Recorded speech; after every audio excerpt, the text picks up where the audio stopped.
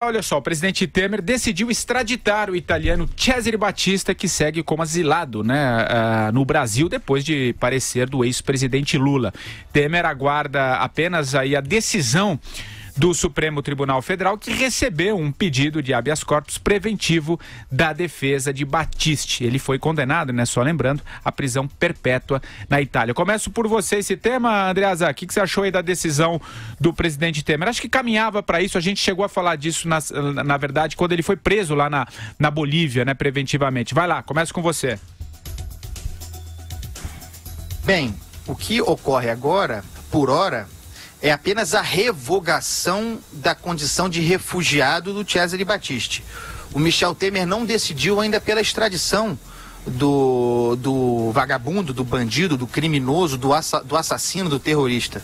Ele não o fez ainda. E poderia fazer, Patrick Santos.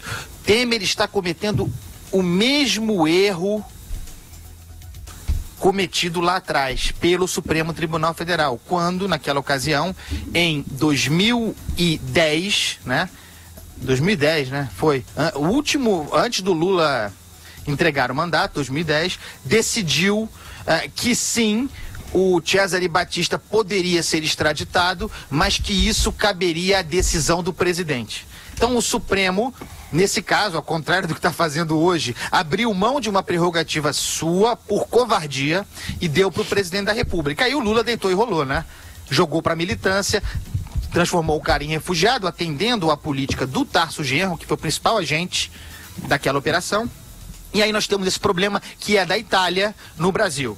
Então, se agora, uma questão lógica, se agora a presidência da República encontrou brechas para rever uma decisão do presidente da República, de outro presidente, e há mesmo precedente para que o faça, se decidiu que pode rever a decisão do ex-presidente Lula, e se o Supremo disse que a decisão cabe ao presidente, por que agora precisa ouvir o Supremo de novo, meu Deus? Não precisa. O Supremo já entregou para o presidente esse poder. Então o presidente revê a decisão de outro e cabe a ele, graças ao Supremo, tomar a decisão final. Manda o vagabundo embora. Eu acho que ele só vai esperar porque tem um habeas corpus impetrado pela defesa do Battisti no Supremo. Então eu acho que não é que ele está delegando ao Supremo a palavra final. Ele vai aguardar a análise desse habeas corpus, pelo menos foi o que eu entendi com as pessoas com as quais eu falei a esse respeito. Vai aguardar a análise... Mas tecnicamente seria preciso, Vera? Eu acho que não, mas... É necessário aguardar essa apreciação? Eu acho que não, Eu acho que é uma cautela. É só porque tem um pedido lá, o Supremo ainda não se manifestou sobre ele está aguardando. Eu não acho que ele vai consultar o Supremo sobre a possibilidade dele revogar ou não o refúgio e, enfim, e extraditá-lo. Pelo menos foi o que eu entendi. A decisão ainda está um pouco confusa. Esse caso é muito confuso, justamente porque o Supremo resolveu inovar quando não caberia inovar. Todos os tratados internacionais são bastante claros sobre a questão da extradição. A Itália já fez a contraparte dela, no caso do Henrique Pisolato, mesmo no caso do Cacciola, que andou por lá, mas depois foi para Mônaco. Então você veja que o Brasil fez uma lambança nesse negócio e agora está tentando consertar, mas ainda patina no seu excesso. O que existe no Brasil é um excesso de leis, muitas vezes contraditórias e que não são cumpridas. Se as leis fossem mais claras, não tivessem entre si imensas contradições e fossem aplicadas, tudo seria bem mais simples, a nossa pauta poderia ser bem mais diversificada, porque a gente acaba ficando aqui todos os dias tendo de discutir decisões judiciais que são emboladas, são de difícil compreensão para a população. Mas é dureza. Diga, Madu. Vera... Não, mas essa é a ideia. A ideia exata das leis é serem complicadas, complexas, cheias de buracos, igual um queijo suíço, para que justamente os bandidos, aqueles que podem pagar bons advogados, possam escapar da lei. Essa é a lei brasileira.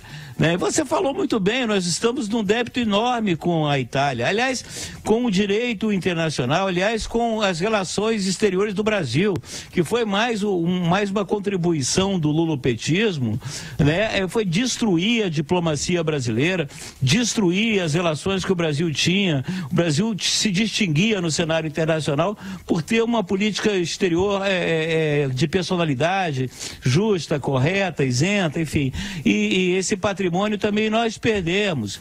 Agora, você pode crer, minha querida Vera, que os advogados pagos, sei lá por quem, do César e Batista, vão levar a questão até ao Supremo, como tudo no Brasil vai para o Supremo, por isso que o Supremo vive assoberbado, porque nada se resolve, tudo tem que ser resolvido pelo Supremo Tribunal Federal, vai ser levado às últimas instâncias, vai para o Executivo, volta aquele ping-pong, mas eu acho que a tendência do Temer, a jogada que ele fez hoje, nessa de cancelar aí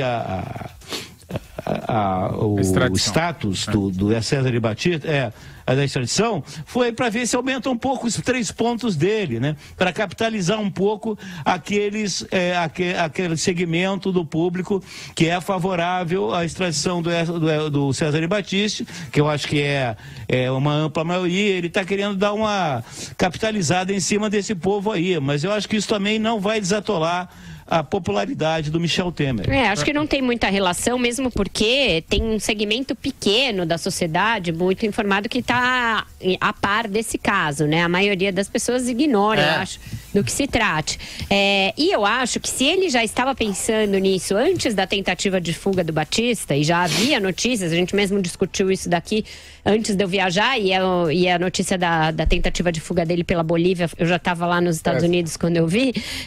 Então, a própria tentativa de fuga corrobora um argumento jurídico pró-extradição, né? O sujeito realmente continua no seu ímpeto ali, na sua firme disposição de se furtar a cumprir a sentença a qual ele foi condenado na Itália, né?